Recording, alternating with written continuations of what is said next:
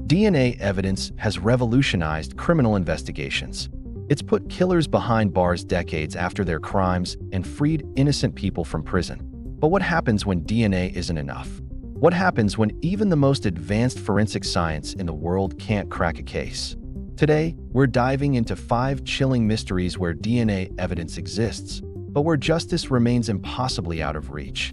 These are cases where we have the evidence, but the answers refuse to come. Stay with me, because what you're about to hear will change how you think about unsolved crimes forever.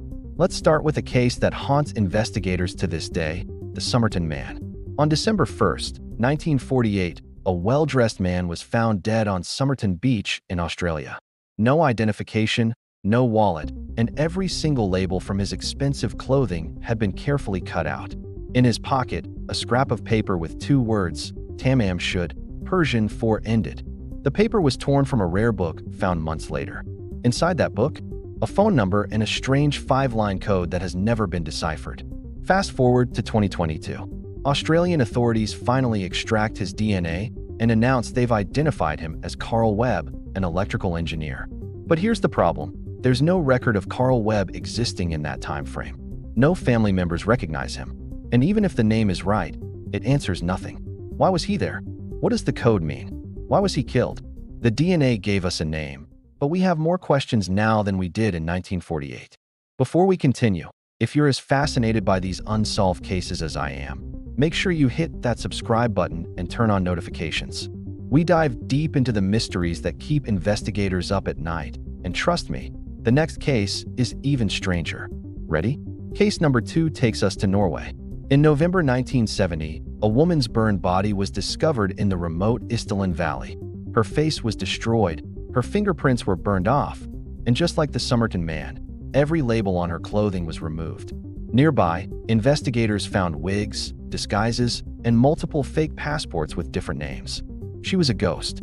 For 50 years, no one knew who she was. Then in 2016, police exhumed her body and built a DNA profile. They got partial matches suggesting she had ancestry from Central Europe. Genealogists worked for years trying to build a family tree. But here's the crushing reality. Even with DNA, even with reconstructions of her face, no one has come forward. No missing persons report matches. The DNA tells us she existed, but it can't tell us who wanted her dead or why. Many believe she was a spy caught up in Cold War espionage. And if that's true, her identity might be classified forever. You're starting to see the pattern, aren't you? DNA is supposed to be the magic bullet, but sometimes it just creates more mysteries.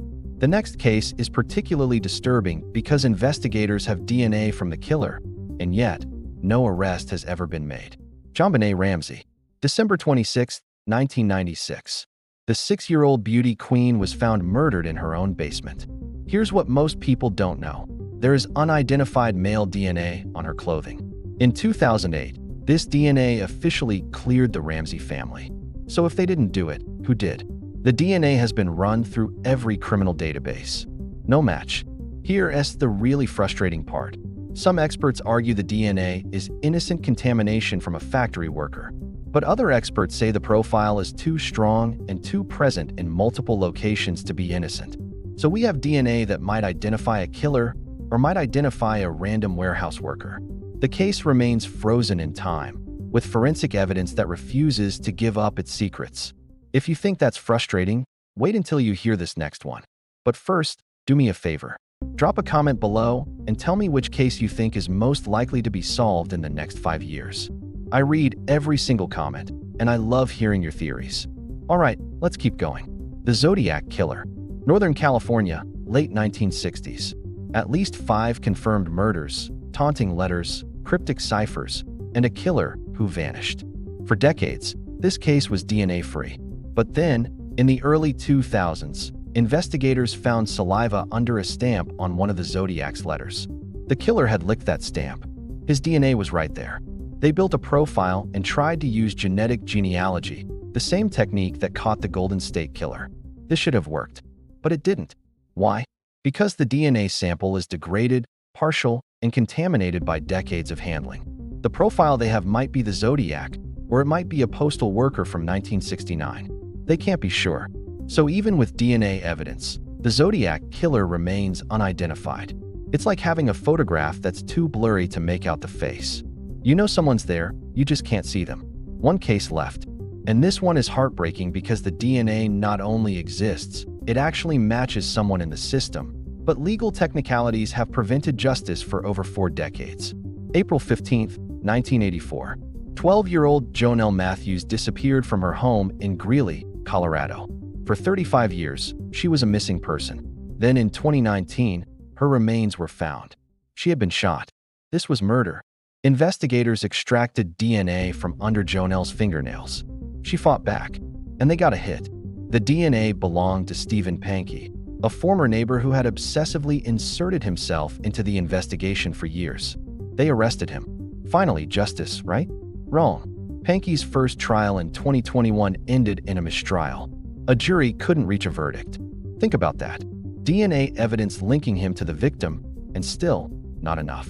The prosecution tried again, and in October 2022, Pankey was finally convicted of felony murder and kidnapping, but acquitted of first-degree murder. The DNA was there. The victim literally had his DNA under her fingernails. And it still took 2 trials and 38 years to get even a partial conviction. So what does all this tell us? DNA evidence is powerful, but it's not magic. It can't solve cases where the killer isn't in a database. It can't overcome contamination. And sometimes, even when it points directly at a killer, it's not enough for a conviction. These cases remind us that forensic science is incredible, but it's not infallible. The Somerton Man has a name, but no story. The Isdal Woman has DNA, but no identity. JonBenét Ramsey has DNA evidence, but no arrest. The Zodiac has left his genetic fingerprint, but it's too degraded to matter. And Jonelle Matthews had her killer's DNA under her fingernails, but it still took 40 years to get justice. What do you think? Should these cases be reinvestigated with newer technology? Let me know in the comments. And if you want more deep dives into the cases that DNA couldn't crack, subscribe and hit that notification bell. I'll see you in the next investigation. Until then, stay curious. Because somewhere out there, someone knows the truth.